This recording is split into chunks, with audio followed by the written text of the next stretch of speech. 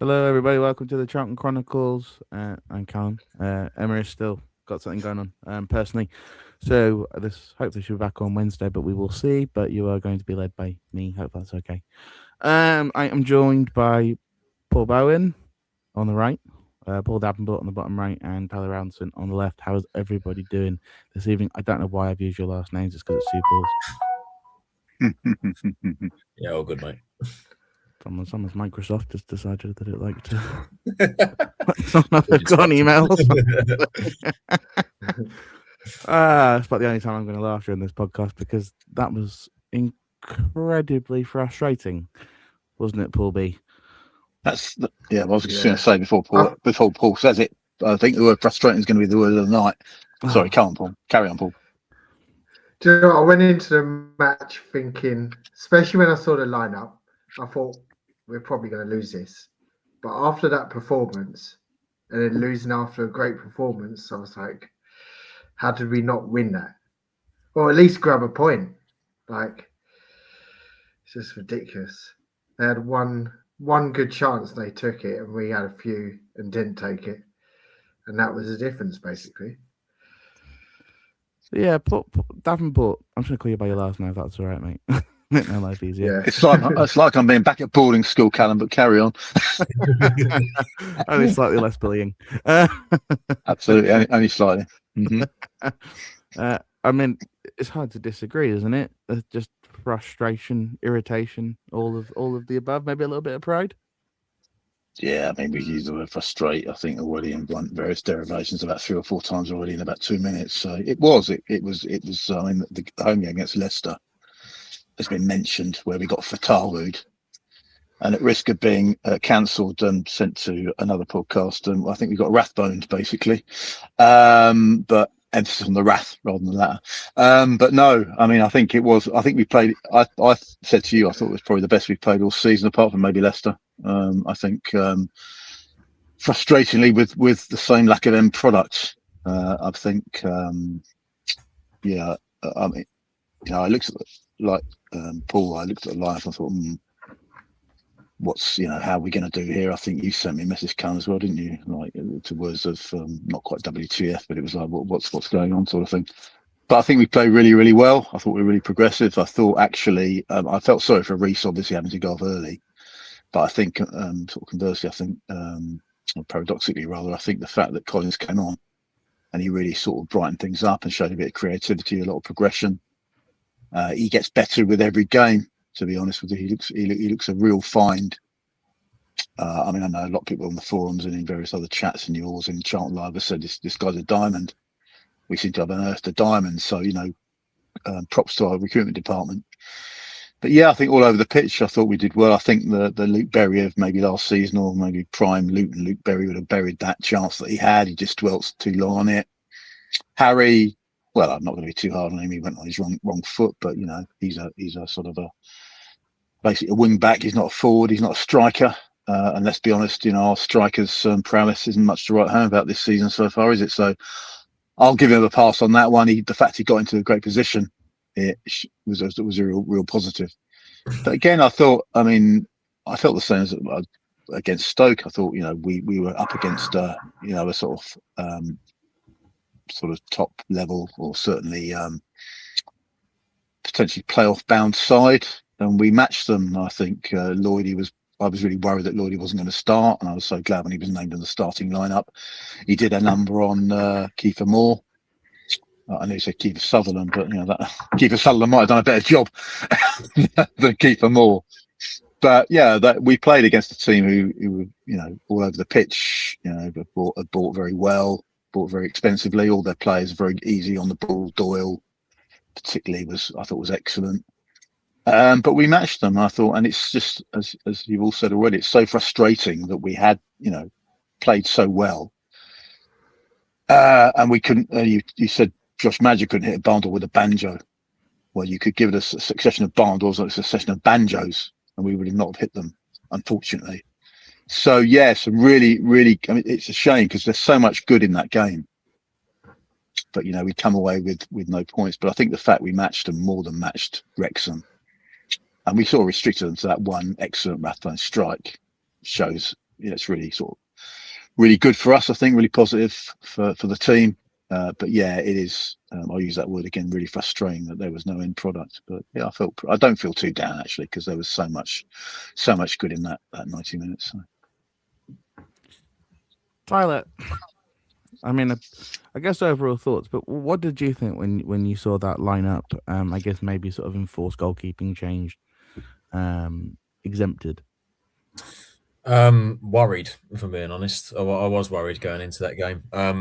Of course, echo Paul's thoughts of Jones starting, which I thought great, fantastic. It's not as bad as I thought it was going to be. His injury, and I thought delightful. And then I saw Burke next to him, and I thought that's a recipe for disaster. To be honest, I do rate Burke highly, but putting him straight back into the fold for me, and just clearly not taking just taking a massive gamble, really, knowing how injury prone he is. I thought was just only going to end one way, and unfortunately for him, it ended in the worst possible way. I didn't see the clip. I think I was watching it on my phone. It was the one game I missed. I was up north being an imposter, watching Blackburn getting smashed by Derby, which was quite fun. 12:30, only for us to then let it down completely afterwards. But I saw the phone buffered as my phone buffered as Burke went down, but allegedly he was in tears. So you do feel really bad for him. He doesn't want to be out injured. Of course he doesn't. But I just felt that Sichenje probably should have started that, and we should have eased Burke into the game gradually and back into the fold. Starting him straight away, that was only going to end one way for him. And then the biggest confusion for me was why Luke Berry was in the team. I don't know why he was thrown into the starting 11. I think we've got clearly better options, and after seeing that first half, his best years are clearly behind him. And I felt the likes of Rankin Costello, who come on and I felt actually made an impact and played quite well, probably should have started. But yeah, I was worried going into it, and obviously Mannion starting over Kaminsky was also a bit. I wasn't as concerned considering how well Mannion played against Chelsea, and I wanted to see him get some minutes this season. But yeah, just echo thoughts really, just frustration. It's probably the best we've played in a long time. We echo comparisons to the Leicester game.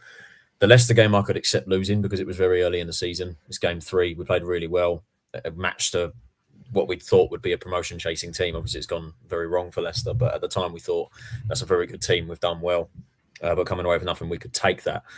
I find it harder to accept this considering the situation that we're in. And right now it just feels like points are better than actual overall performance, and which sounds a bit hypocritical because I absolutely despised our draw against West Brom, but looking back at it now, it doesn't look half bad.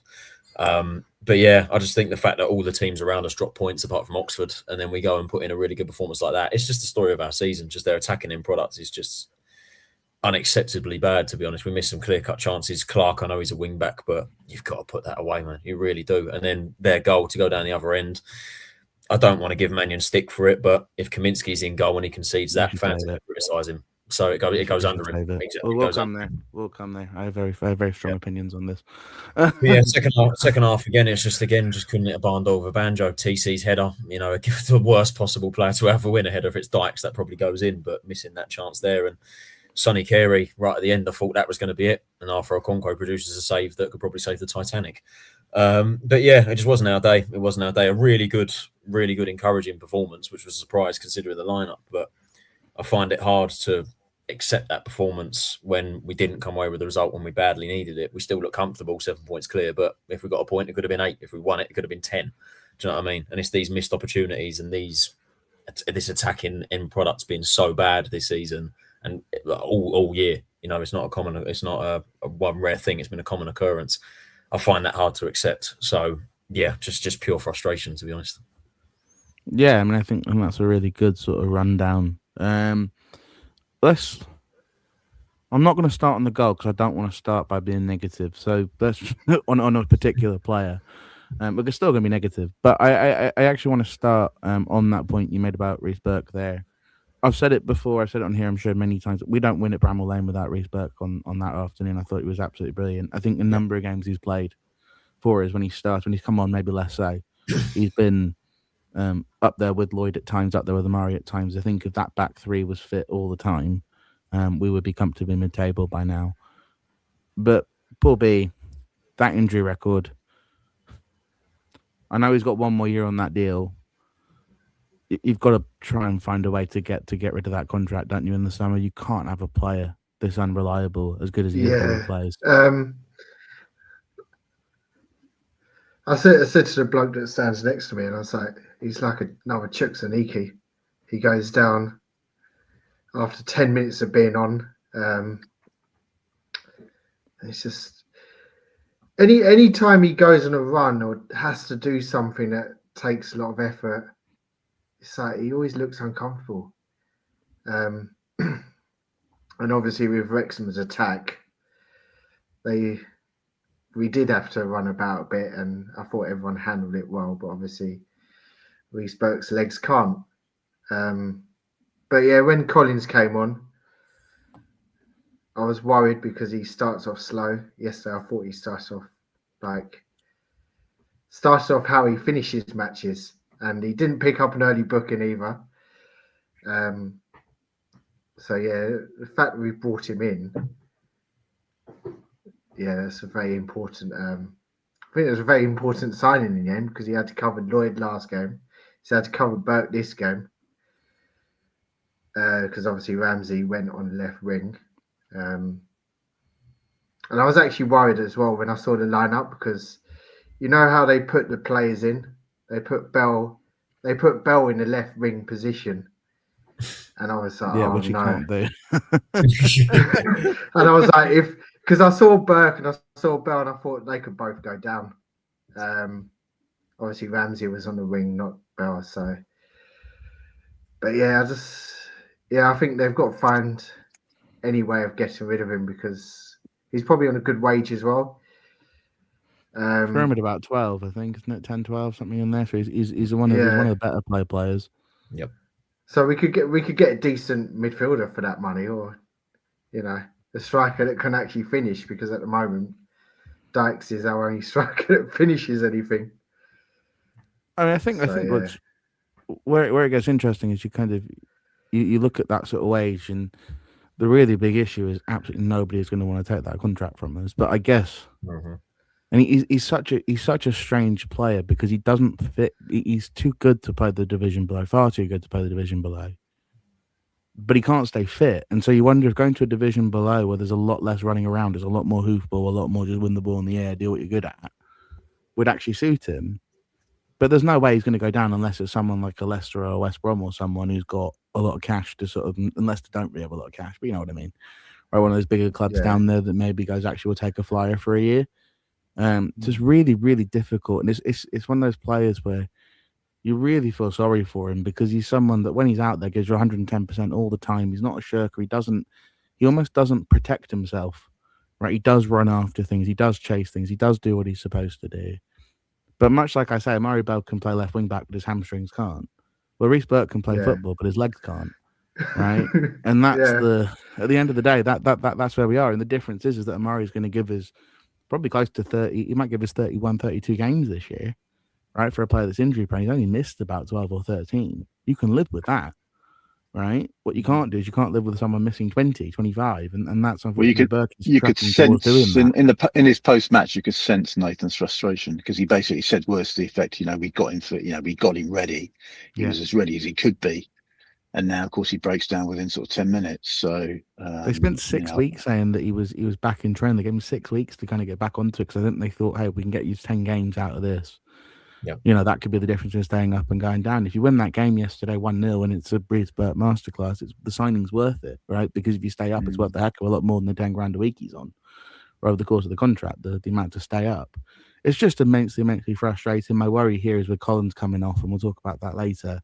Is we may be back to the Maka Gillespie at centre back again, and then at that point, who the heck is the right footer? Right? I guess you can move Ramsey inside, can't you? So it's not a complete disaster. And you put Chambers back in and put Clark on the right. But you're one injury away again from having to rely on Gillespie. Who's just not, unfortunately, as much as I like the bloke and I do. That's another player for the League One club where someone will be interested.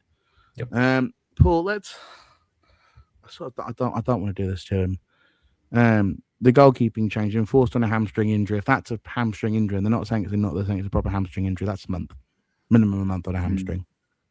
I thought Will Mannion's distribution yesterday was shocking for a player that's known for distribution. The ball was wobbling, it wasn't hitting people on the head. Dykes was getting frustrated at points, and when Lee Burn came on, it somehow got worse.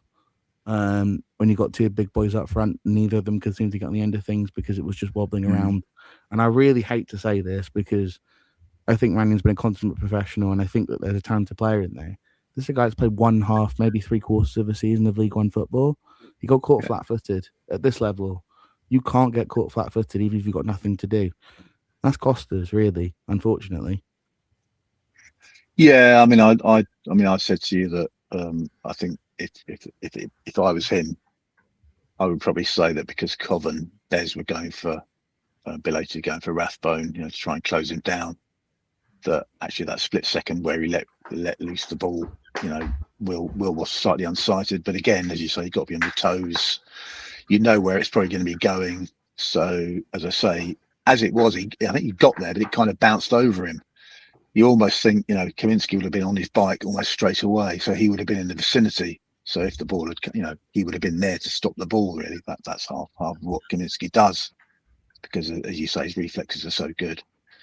So yeah, I mean, it's difficult. I mean, obviously, a couple of times where Will came and claimed, as he did last season, he was very good at coming and claiming balls.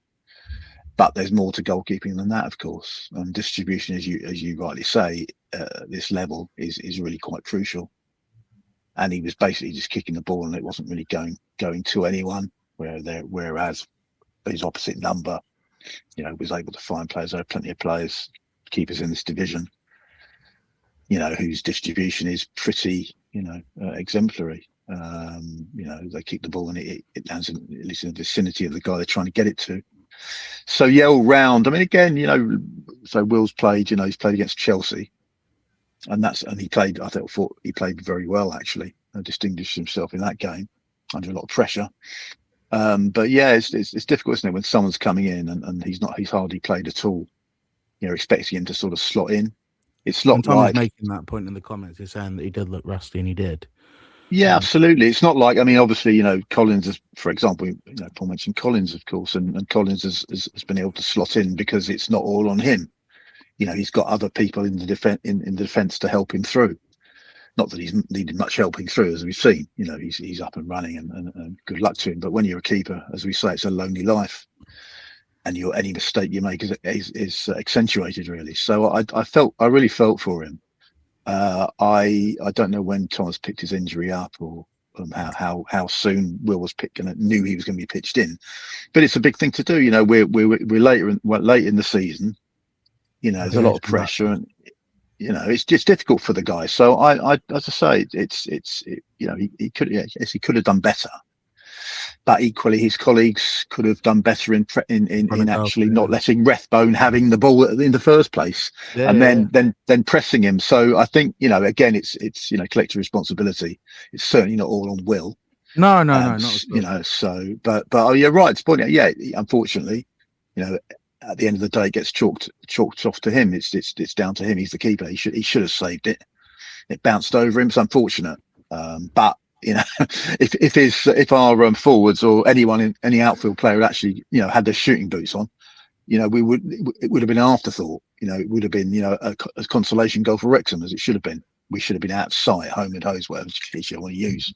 So again, that's why, because of the inadequacies of the other 10, it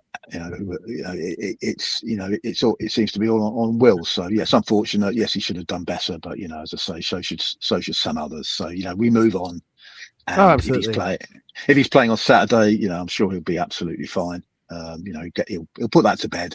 He's not the sort of guy that dwells on stuff. He'll get it out of his mind. He'll learn and sort of move on, really. So I'm sure his teammates weren't in any way blaming him for that. I think what should they have done. So. I think sometimes with players too, when players are consummate professionals and do all the right things and don't cause problems and are not, we've had issues in that dressing room. I'm sure we saw that before January. This is not a player that's done that, right? So it's really difficult for me to sit here and start going on and on about how because he's not a bad keeper. That's not at all what I'm trying to get at. My point is, Tyler, and I guess I come to you, is that if you want to replace Kaminski, who's on 20 grand a week, whatever he's on at the moment, so it's hard to get rid of that contract as well. You're going to be buying a brand new goalkeeper, and that's going to take a sizable chunk out of your transfer budget. So when people say, "Oh, we need to change this," right?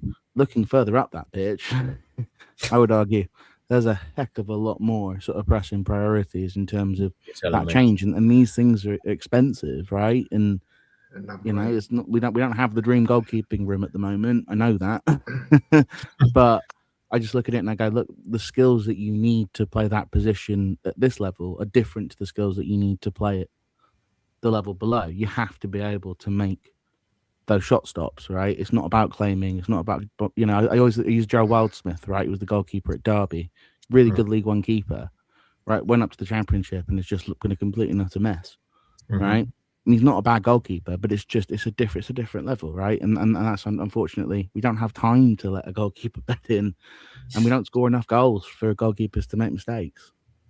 Yeah, I mean, I think if we're looking at the whole squad, as you said, I think goalkeeper is probably the position I'm least worried about, considering we've technically already got the cover. You know, I mean, going into the season, we probably would have said, yeah, Mannion probably deserves a shot in the Championship. I mean, personally, his League One season, yes, he kept a lot of clean sheets, but most of that I felt was down to the defence in front of him rather than his actual work. But I still think he covered himself quite well. You know, he's came for crosses really well.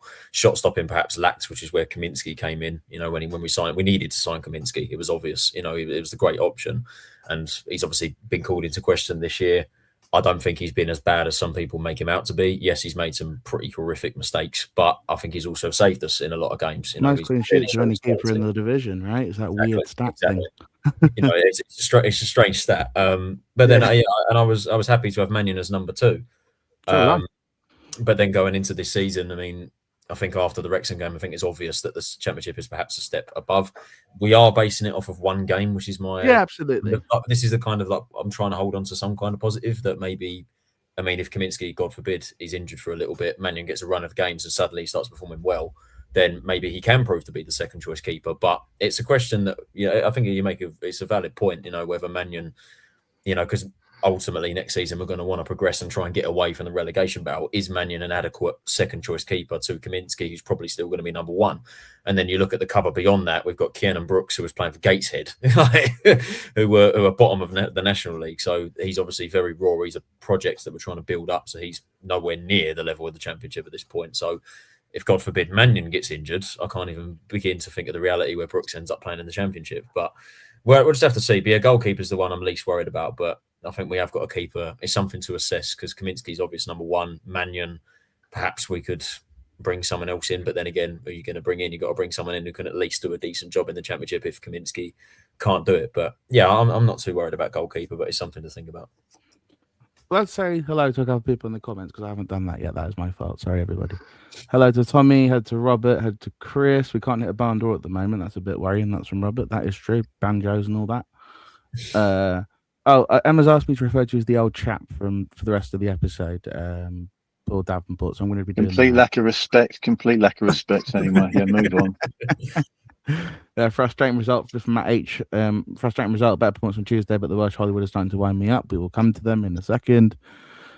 Jupiter wants to know if we're going to step or get relegated. That's my last question. Don't ruin my show, Jupiter 247. Joe Bowie gets it one brilliant bit of quality to beat us. That's the difference. We're not clinical enough. Good chances have gone begging in so many games. We're about to come here, but I think that's a pretty darn accurate statement. Tommy, need the players to be finishing these chances. They're letting Nathan Jasner's all down. The professionals need to score. I feel your frustration. Matt spoke about Berry's opportunity. We'll come to that in a second, Matt, and I'll circle back to your comment. Lewis Gibbons, I really don't know how Constantino doesn't get in starting to 11. He's been good when coming off the bench. I think they're just trying to sort of ease him in. He hasn't played much for 3 months. The Serbian league is a weird schedule. And then big question mark over if Burke given another contract now. Well, he's not. He's got one more year, so we're sort of saddled with the money. Unless you find a loan partner for him, and that doesn't, you know, at that point you might as well just get the 17 games out of him. Joe, will our board provide the finance in the summer for the type of quality player that beat us yesterday? Yes, they will. We know that if they stay up. I can tell you that one for free. There's supposed to be a significantly larger transfer budget in the summer. Charlie, it's a wider issue for us. Tyler points to lack of goal scoring, but on the plus side, we get to 50 points in safety. I think we will get there. I'll answer my own last question. And also the idea of Leicester or West Brom at the moment picking up 15 points, whatever it is to get there, looks vanishingly small. James Spencer, Chenjo was naughty. I don't know what that means. Clark gets on my nerves. We'll come to Harry. I think James has got to be rested at times. He does with his back. Tommy, Liverpool and Monson Chambers usage as well, probably. Yeah, probably. Charlie, I'd like Cody and Clark signed on permanence. Cody won't play 46 games a season, but 20 odd, and that's massive experience he has. Lord knows that everyone knows what I think of the Scouse Rottweiler and how wrong I was about that. How we feel about Birmingham will come there. The goal was clinical, but I felt went in slow motion. It was a slow reaction rule. That's exactly I think what we're all sort of been saying.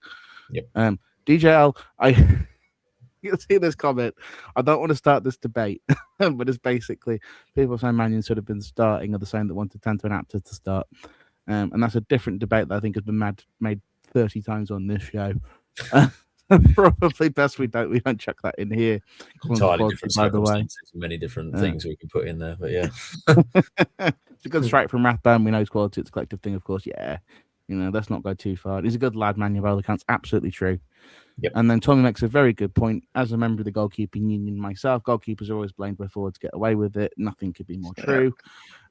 James Bent, Harry Clark, among us, Chenjo after that miss. He cost us. And then crazy thing that Miles has won league goal all season. I feel for Miles. I will come to the strikers. I actually feel for them in a way after that.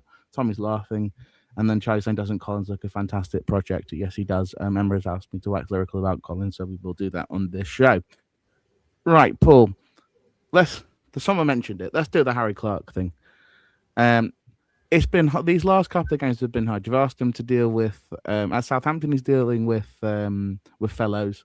Against West Brom, he's dealing with Johnston, who's a player I'd be very interested in, by the way, if they go down.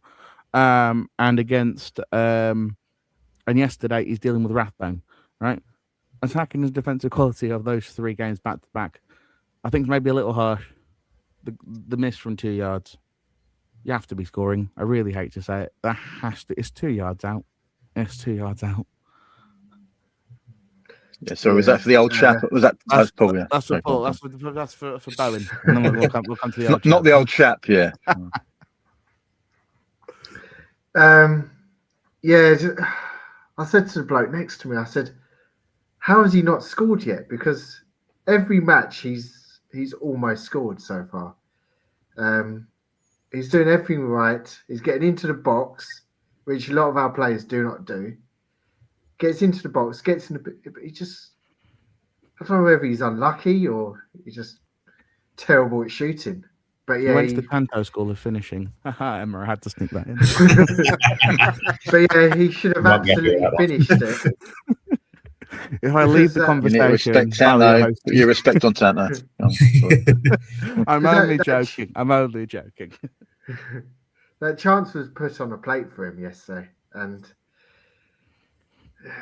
weak foot or not, like when you're 2 yards out, you're a professional footballer. You should be able to kick the ball in the goal's direction with your weak foot, and it wouldn't have taken much to beat the keeper. Whose backside's on the ground. Yeah. And that was one of the chances we should have put away that would have stopped any debate about Mannion getting to the goal or not. I don't know. He's been a great player, and I do like him, and hopefully we can sign him in the summer. But yeah, I hope he just scores soon because I feel sorry for him. But of course, he did score, didn't he, Paul? Because he did score at Leicester because he got short. The irony of it. But I mean, the fact you're absolutely right, Paul. The fact is, we shouldn't even be talking about him being a scorer. He isn't. He's not a goal scorer. But others should carry the load. But it is right. Yeah. He's been getting in the right positions. He just hasn't been doing it, and it's just one of a number of frustrations, using that word again. But as I say, it's a positive that he's actually in there in the first place. So that is a good thing that he gets exactly. there. Yeah, DJL put it. He's finishing like a right back, and that is objectively true. Although to be fair, I think even Gary Neville will be embarrassed by that finish yesterday. Crikey. I don't know. But anyway, Paul, on the other side, to be fair to him, I saw Kane Ramsey at left wing back, and it was a bit of a disaster at Preston. Saw him at left wing back. I thought, oh god! And I know why he was out there. It's to deal with the wingers, and I get that, and to give Chambers a bit of a rest. But he's on his weak foot, and he doesn't have a great weak foot, and he's trying to drive forward. And I was a little worried about it. To be totally fair to Kane Ramsey, I actually think he did a really, really quite credible job. VJL, have you just put in James Bree would have scored into the comment section? Really? He absolutely would have done, but it's beside the point.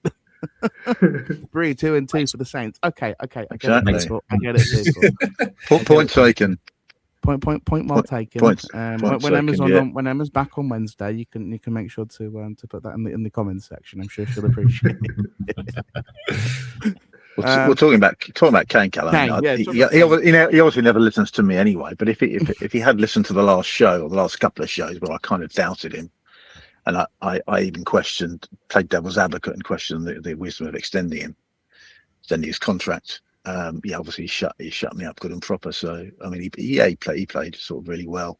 I felt, kept players quiet. So yeah, he showed more of the Kane that we've come to know and love, particularly last season and sort of the early part of this, really. So yeah, like I've said to you, I just feel sometimes he has to take things to heart.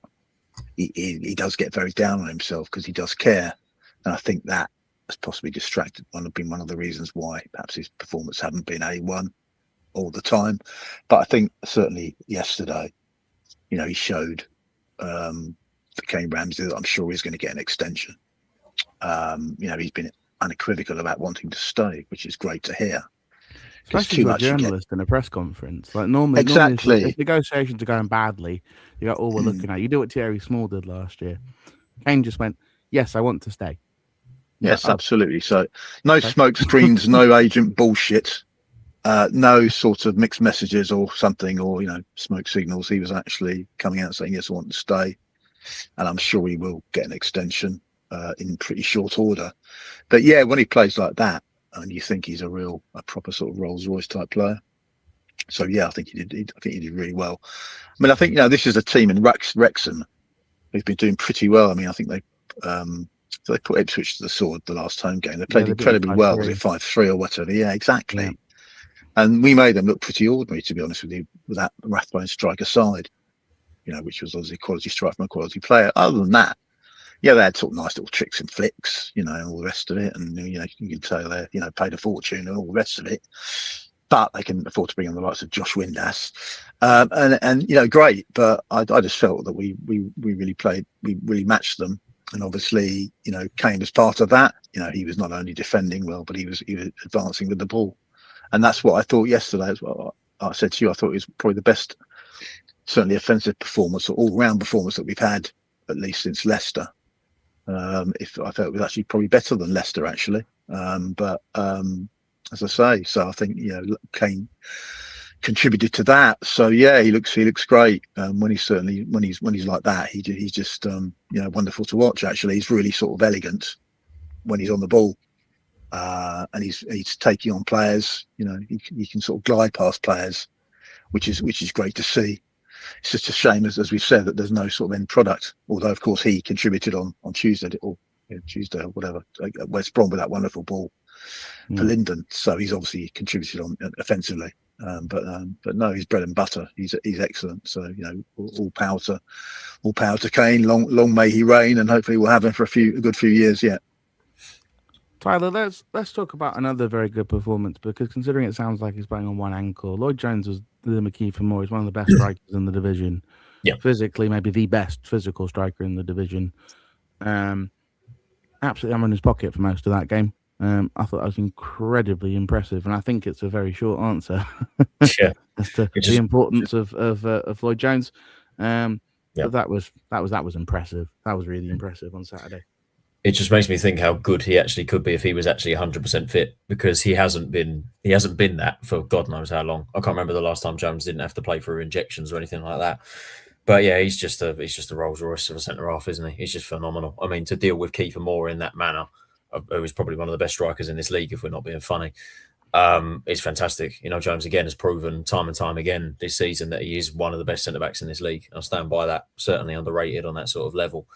But yeah, to put in a shift like that, especially after going down on Tuesday, and to come back in that manner, to put in a performance like that is admirable. And it's a shame that he didn't get a clean sheet that he deserved, if we're being honest. So yeah, hats off to Jones. Once again, proved how vital he is to this team. And God, I can't even begin to think where we would be without him. I mean, the other thing too is not in doubt with Kiefer Moore. If Josh Windass came, I doubt with him whilst he was at it. Yep. Yep. You know, to do that back to back all game, thoroughly impressive performance. Paul, that's the first time that I've seen Coventry play against Dobson in a game, and Coventry won the midfield battle. I thought it was very good yesterday. As we move on to midfielders, thought he controlled the tempo of that game pretty well.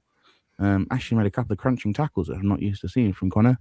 But he did. He played the ball around Dobbo quite a lot. I thought it looked pretty good. Yeah, he did. I think he doesn't like sitting on the bench because he's got given a chance with Cody being out because he's obviously can't play against his parent club. And yeah, he starts off well. And I was just like looking at him going, how are we winning midfield battle? Because we never win midfield battles. And yeah, he just controlled it, even with Berry in midfield. Yeah, I'm not a big fan of Berry this season. But yeah, I just think, yeah, Coventry just showing how good he is and how good his potential is. We know this anyway. I do think Coventry will be one day a Premier League player. And yesterday, yeah, he just did what he does, mops up everything that comes loose towards him, makes tackles when he needs to, because he gets a lot of yellow cards. He's not scared to make the tackle when he needs to. Yeah, I was impressed with him, and now I'm thinking, do I want Cody back in for the next game, or do I want Coventry to stay? So, which yeah. It's a good problem for for Nathan Jones rather to have. Yeah. Right, Mr. Old Man. You what? Yeah. That will never not be funny. I feel for you, mate, because you're getting the Luke Berry question. You have to tap that in. Sorry, Chris. Yeah, go on. Weirdly enough, I'm going to give him a slight bit of credit. Actually, I thought he made a number of very nice runs in that first half. That he did actually space up a little bit. Yeah, but goodness gracious me, I've never seen a player turn a ball onto their weak foot. Why have you turned that onto your weak foot when you just have to slot it in below that was the most infuriating thing of the whole game. I was this close to throwing my phone across a Nottingham road. It was honestly like genuinely. But Mr. Davenport, do you have any idea why someone would make that decision? Yeah, again, I mean, it goes back. We've talked about Will, not playing much. Luke's been in and out, hasn't he? Really, and so he's never really been in that sort of position. And I think, as I say, prime Luton era Luke Berry, or even Luke Berry from last season or season before, would have actually put that away. Who can forget his brace against Barnsley? In pretty short order, he was really. They were pretty well taken chances, if I remember rightly. And snap shots. I think in at least one case, and it's like if only he could have deployed the same sort of shooting mechanism yesterday. Yeah, it's just, isn't it, split second decisions. I think that's the point, really. I'm from one old man to the other, I suppose, with respect to Luke. But yeah, I guess it's just I mean, if he had his time again, of course he'd want to have another go and he'd do it completely differently. But it's just those moments, isn't it? It's, as we say, fine margins. It's split seconds sometimes. Decision, you can't even,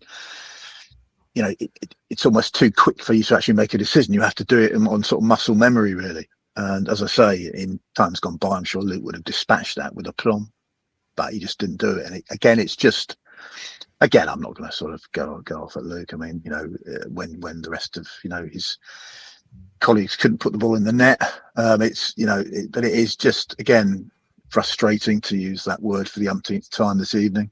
But I was surprised, going back to that decision to start him. I was quite surprised. I'm sure quite a lot of people were, but like you, I was quite impressed with some of the stuff he did. But he certainly can't do that for 90 minutes now, unfortunately. I think he was hoiked off at half time, wasn't he? Which is probably just as well. But yeah, a real shame actually, because sometimes when Luke's come on, he has actually made some important contributions. But it's just the fact that we're no longer going to be getting sort of regular contributions from him as he used to be in his pomp. So yeah, no. To go back to your question, I can't explain. I'm sure he can't. But it was just, again, that the game, it didn't pivot on that particular, decision. But as I say, it would have really helped us if he'd have put that away at that time in the game. But we go on. As I say, it's just I'm sure he's still scratching his head. But there you go. I think with Luke too. I think if Cambridge get promoted, it feels like it's probably time for him to go and do that one last trip. But go play at home for one last time. The home boy, exactly. I think so. If it feels like, he'll also get a massive reception at Kenilworth Road because Luton don't look like they're going to go up. So I think that would make a heck of a lot of sense for him at this point in his career, and I think he can still contribute at that level. Yep. And he's good friends with Panzu, who plays for Cambridge as well. Yes, exactly. So I think that would make a lot of sense for him. He's just at this level. He's not got the legs to do it, unfortunately. Again, he's another player. He can play that position, but his legs can't anymore. And the player in his pomp would have swept that home, no problem. Well, you mentioned Pelly and Panzu. I mean, those two players did so much for Luton in their heyday, and they just, Pelly's at Cambridge now for a reason. Luke may go to Cambridge for much the same reason. Father Time is undefeated, as they say in American sports, basically. So it's just the way it goes. But he's been a great servant to Luton. We just haven't really seen the best of him at Charlton, unfortunately. So and that's just good luck to him, and I hope he contributes, has a few cameos for the rest of the season, and actually makes important contributions. But as a sort of a full-time championship player, sadly, Luke's days are numbered at the age of 33 now. So, but he's been a fantastic servant to football. So, good luck to him. He was replaced with a tight hamstring, Tyler, by Joe Rankin-Costello, who actually, I'd like to say, I thought he was pretty good when he came on. And he's a player that Nathan Jones has constantly said will not be going anywhere in the summer. Basically, he's a player that suits when we're on the ball. We need to be on the ball more. We need to play the ball around. He can drive with the ball. He's very much the sort of player, if you get a 10 in front of him who's more creative, can do the driving that Carey does. But the two of them together, it's just too much, I think, of the ball sticking to their feet. I think they probably will look a lot better, and I think he did against Coventry JRC when he was playing with Nibs. So I think that Nathan Jones has been pretty honest about it. He said he's been very, very good about it, but he will play more. It's just that he doesn't necessarily suit the way that we're trying to sort of grind these points out. But I thought it was very good when he came on. Let's chuck Sonny Carey in there as well. Unlucky not to score. Wasn't his best game, but I don't think he was poor by any stretch. So a lot of blocks, a lot of Wrexham throwing themselves in the way of him. But DJL saying if I was JLC, he'd been treated terribly. He's been communicated with all the way through. That's the stuff from the club. He's not someone that's throwing his toys out the pram. He's got a 4-year contract. He's been signed as a long-term player. So I'm less worried about that. So what do you think of their contributions yesterday? Yeah, for the whole part, decent. You made a good point there. You can't really start both of them from the off because they're both kind of similar in the way that they pick up the ball and they want to drive it. If it goes wrong, it can leave us exposed. If we got, for example, Coventry or Cody as the 6, so to speak, it leaves them a bit exposed. Then again, I suppose the back line can maybe step in to help out, but it's not ideal. But I do agree that I think Rankin-Costello should be getting more minutes. To be honest, he started the season dreadfully. I think he really took time to settle in. And then when he randomly playing in jeans comment against Southampton, which is incredibly accurate. I dare not to try and remember his cameo against Southampton when he replaced Actor. Jesus Christ, that was PTSD moments. But when he randomly got his shot in the team, he showed his quality and what he can offer in the middle of the park, which is I thought the exact reason why we signed him. I was really excited why we signed him. And I think since getting over that bad spell, I think he's come to his own and he's been unlucky to not be in the team. The fact that Berry started when we can't really start Rankin-Costello in his place because it leaves us perhaps exposed, but I think he made a really good impact off the bench and proved why he should be getting more minutes. The fact that he hasn't been coming off the bench at all in the last few games, I think he's a bit of a joke. But like I said, he's a player who's happy to bide his time. He knows what his role is in the squad. He's not throwing his toys at the pram. He's like, I must start every game. He's like, look, I know what my role is. I know what I'm doing here. I would like to see him get more minutes, and I think yesterday proved why he should be. And then if we're talking about Sonny, as you said, not his best game, but not his worst by any stretch of the imagination. I think he drove the ball well, got us into good spaces, desperately unlucky not to get the equaliser at the end. But I mentioned Okonkwo's unbelievable save. I mean, it's ridiculous. It's ridiculous. I think only Jordan Pickford pulled off a better save than that over the weekend. Oh, what's But, outstanding for you. to be fair, Raya pulled off a couple for Arsenal as well. But Yeah. think about that. Yeah. But it's again just. I mean, it's been mentioned so many times this pod already, but again, just frustrating. The situation that we find ourselves in, and we just keep getting into space, and we've got these players that can drive with the ball, which is what we've been crying out for the midfield, but we just can't seem to get any end products, which I guess is your next point now. Yeah, I mean, I think we spend a lot of time on Tyrese Campbell in this podcast, Paul B. But Tyrese Campbell's not the problem yesterday. I know he missed the header. I get that. He wasn't the problem yesterday. I actually thought he created quite a lot. He opened quite a lot of spaces up. He pushed the Wrexham defence back. That I thought was actually one of his better sort of non-scoring games. I don't know if you agree with me or whether, like everybody else in this pod, you have a very controversial Tyrese Campbell opinion. Yeah, I'm actually a fan of Tyrese Campbell. I can see what he can do. But yeah, he doesn't have much of an output. I get that at times. And sometimes he gets pushed off the ball too easily. But I thought there was times yesterday when I was like, wow, he's actually he's been pushed off the ball and got back on the ball, and he took it round players. He took us up the pitch as he usually does. But yeah, had we finished chances yesterday, no one be complaining about no one not scoring goals. So, yeah, I didn't want him starting, to be honest. I did want Liban starting, but yeah, I'm pleased. In the end, I'm pleased he did start.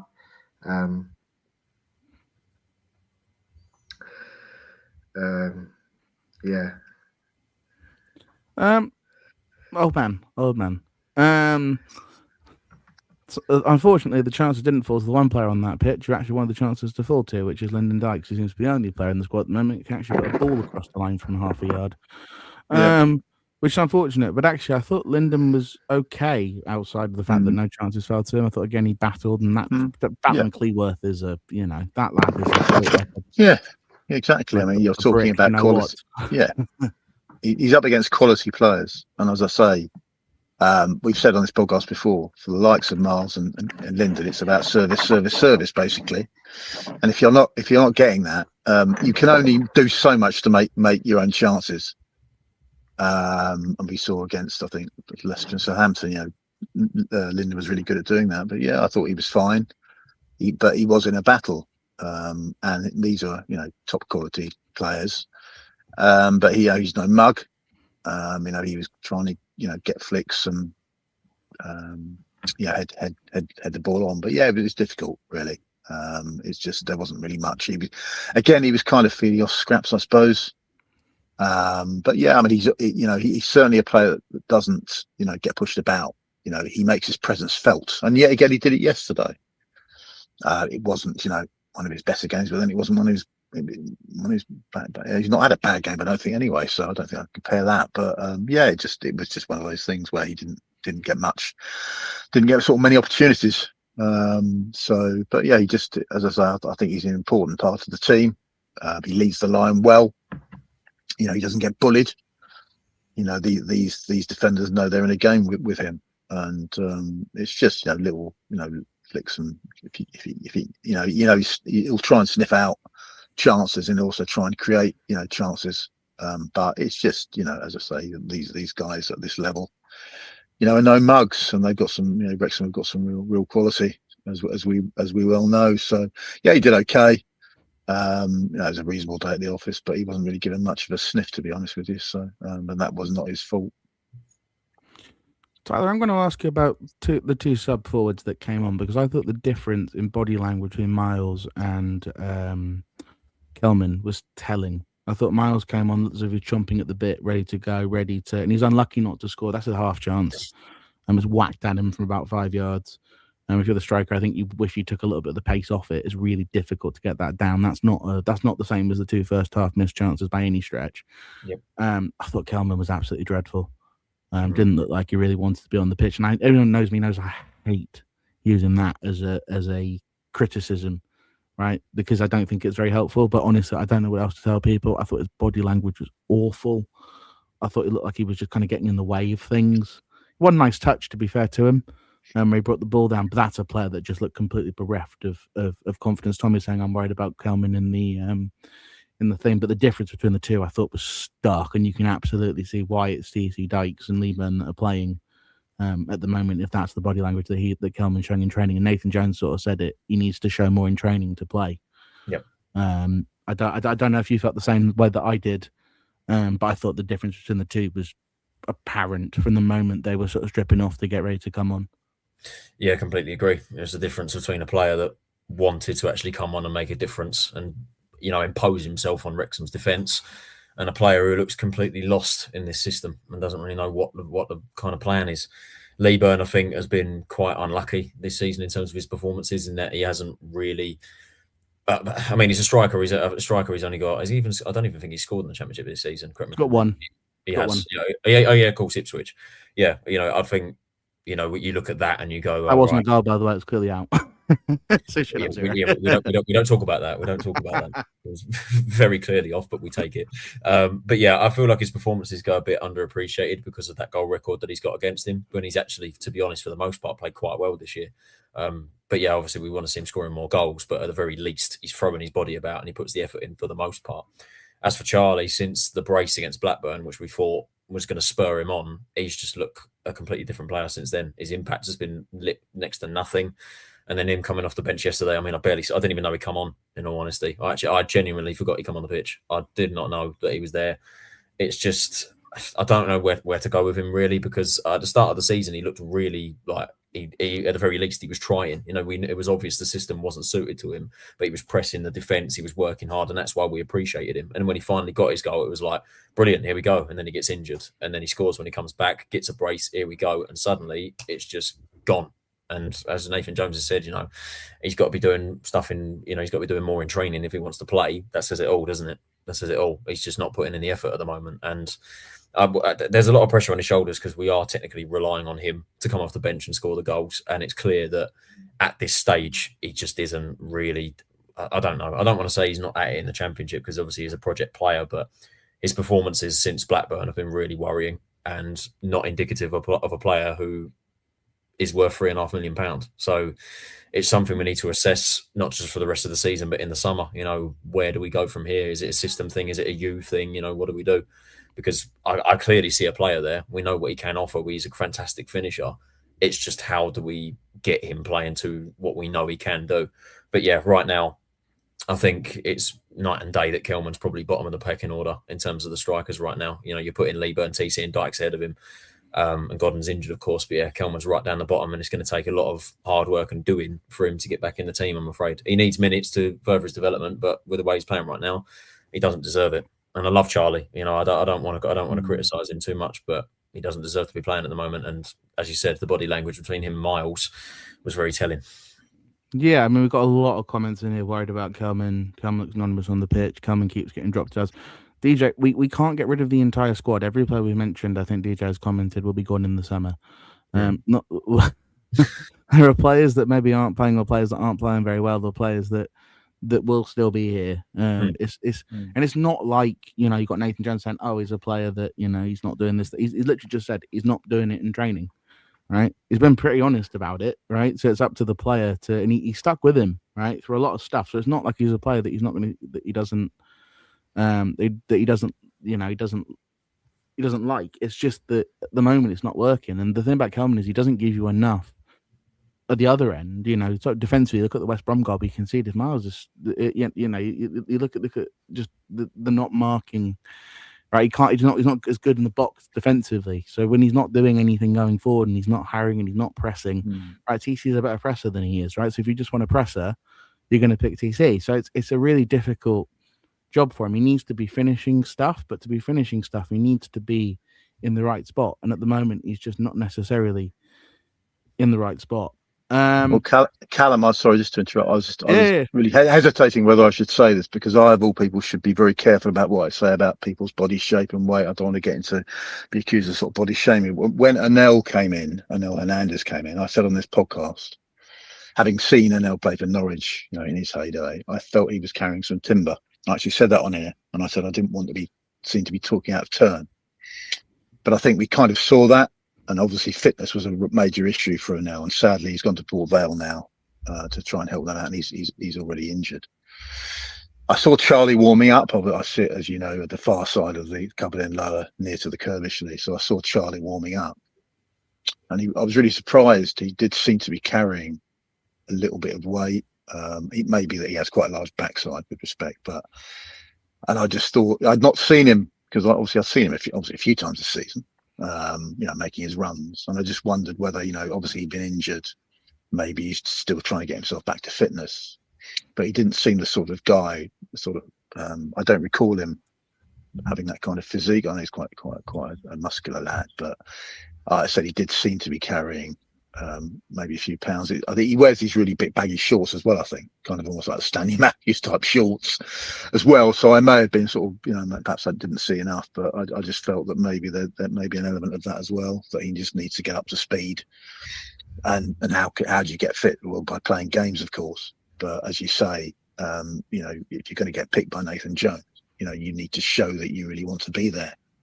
And as you said, there was a contrast very much between Miles and Charlie. As we know, Miles has had his own serious injury problems. He's had to battle to get back fit, and he's now starting to show back to his pretty much his best. And Charlie has, as you say, has got a way to go. So I just think that maybe, there may be an element of fitness there. I may be talking out my arse, as I quite often do, but it really struck me, because I'd see him, but I'd seen him kind of relatively up close, and it did seem that he wasn't sort of the lean, mean fighting machine. But as I say, it's all shapes and sizes. But it did sort of strike me, because I didn't think I hadn't quite seen that. So again, I may be, as with Enel, I may be talking out of turn, but I just thought I'd mention that, because clearly at this level, getting to point A from point B is really vital, particularly if you're a striker. And if you can't meet, you're trying to make runs. If you're not going to be able to get to the ball that's played to you, then you have a problem. So I just offer that as a sort of a theory, which may be rubbished in the fullness of time, and hopefully Charlie will ram it back down my throat. But it was sort of, I think it's something that was really sort of, I felt I had to say, because it really struck me yesterday when I saw him. So as I say, that's just, I just leave that there hanging in the air, basically. I think just really quickly, because one player I haven't mentioned, which was Amari Bell, and the reason I haven't mentioned him is he dropped another 7.5 Amari Bell performance, which is what he does basically every week when we don't play Portsmouth. So as a result, I didn't feel it was worth spending any time on it, because Amari Bell is Amari Bell, and that's a great footballer. There's not really much else I can actually say about him. When he's fit, we look better. Not really much else that I think any of us can offer on Amari. Let's do this really quickly, because someone's brought it up. Someone's put that game would have suited a younger Alfie May. That game would have suited a Matty Godden more than anybody else. Someone that can actually just finish the damn football. Right, now I'm going to move on from that, because Wesley has asked a very good question. We'll end the show on. So really, really quickly, how many points do you think we might need to be safe this season, lad? Luton went down last year on 49 on goal difference. That was a high for a year. What's very weird this year, the top 2 and top 3 are nowhere near as dominant as they have been in the past. Sheffield Wednesday exist, and they are historically awful. Leicester have a points deduction, which gets funky, and the middle is really bloated. So to be in that mid-table lot, you need to be on basically 50 points at this point. That's a lot higher than normal. The battle for the 12th place trophy, which will automatically come. We know it will come down to Preston versus Bristol, because it always does. They're both going to be battling, I think, to get to somewhere like 65, 70 points to get that 12th place trophy, which is massively high. For me, I think if you get to Luton's point total, you get to 49. I think you'll be okay if you can get to that number. I just don't see a world in which Leicester and West Brom pick up 15 and 14 points respectively. But I'd be interested to know what you guys think. That's 7 points as a win at Hillsborough, a win at Oxford, and a couple of draws. I think we're going to get there. What about you, Paul B? Yeah, I'm thinking 48 is going to be enough. As someone put that, that's the figure I've got in my head right now. But it could be even less are needed, because are Leicester and West Brom even going to win for the rest of the season? I think they're both playing Sheffield Wednesday, so they will. But other than that, will they win? And I can't see them getting anywhere near 50, to be honest. Like even 40 is going to be a stretch for them the way they're going. Obviously, West Brom changed managers, so we don't know if that's going to improve their performances and improve their points to game ratio. But yeah, they just at the moment, I see Oxford as having the best chance of those out of those three of surviving, which is mad because Oxford looked down and out a few weeks ago. Yeah, and there's still Blackburn and Pompey in between us and those and them as well. So it's not like it's, we are still in a relatively comfortable position. Old man, that made it even worse. I'll just get me abacus out just in case. Right, you know what I mean? Need an old man camera for this podcast. Sorry, mate. That one killed me as I said it. You're not sorry, it's all right. No, of course I'm not.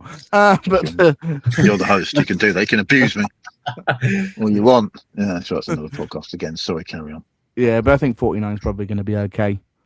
Yeah, I think it's 8 points from here. I think we can get there. As you say, it's a little bit fluid given that that's the way that some of the teams are performing. I mean, as Paul said, Oxford won, which is a bit of a turn up, and actually, another win, and they could be sort of on their way. But excuse me, got an old man's defo then. But yeah, no. So I think 47, 48 possibly. Would be a maximum. I'd suggest 48. Which should be fine. Well, I said a few weeks back 50, and I'm happy, and I think we're safe. But it could be a lot less than that, as the other two have said. It just really depends on, for me, if our attack can suddenly hit a barn door, and if the teams below us wake up and start playing football. I think that's what it's all going to sort of depend on. Because you look at the teams below us. Pompey, I think, will be fine. They're in a similar sort of boat as us. Blackburn have appointed a new manager, and that's not really had a massive effect on them. West Brom are probably gone. Yeah, indeed. West Brom yet to appoint a new manager, so we're yet to see how that's going to affect them. Leicester have appointed Gary Rowett, and so far that hasn't had much of an impact. And as Paul B said, Oxford now suddenly have got the best chance, and they could nick a couple of results, and suddenly they're safe. And West Brom and Leicester end up going down. But I think it really depends on whether those sides, who I think are more than capable of suddenly, if they get a couple of results together, it could be a bit, squeaky bum time down at the bottom. And it just depends on our attack, really, because I feel like, especially after that performance yesterday, we are relying on the teams below us to be worse than us. But if it comes down to it and our attack's got to try and get out of it and try and score us goals, I'm a little bit nervy. But I think there's enough points on the table, and considering the quality of this league, because this isn't a very good championship this season, I think considering the quality, maybe 2 wins and 2 draws should be enough. So you're looking at about 48 or 49. It's definitely doable with the teams we're playing, and especially with the way we played against Wrexham. We play like that, and if we can get a couple of goals, suddenly we're looking, it's looking great. But yeah, I think there's enough points on the table to do it. I think we've got enough, and then we'll go again next year. Yeah, I think again, voucher at Hillsborough. You got to look at that Oxford game. If we can't win at Hillsborough, we deserve to go down. Quite frankly, there's a difference between. Remember, guys, if Wednesday win every remaining game, they're still going to be relegated. Imagine being relegated by your biggest rivals away from home. Well, Palace might know about that. I don't know why. I think even if Wednesday win all their remaining games, they still finish bottom. but just before we go. Remember, everybody, at this rate, it looks as if we could have a Millwall Wrexham final at Wembley, which I will be finding a way to chuck my laptop into the Pacific Ocean to never have to think about. But we hope you all have if Wrexham want to be a super club, it'd be great if they could finally sell out the away end at the Valley next time they come down. Cheers, boys. Be good to get that one on restricted sale, I think. But thanks everyone for tuning in. Hopefully I'll be back on Wednesday. I know you can all see him there. I know I can say from everybody else that we're sending our best thoughts, condolences, prayers if you're religious to Emma following her loss. But hopefully she'll be back on Wednesday to get back to slating the players that need to be slated ahead of the trip to Birmingham on Saturday. Thanks. So guys. Take care, guys. Thanks all. See you. Bye.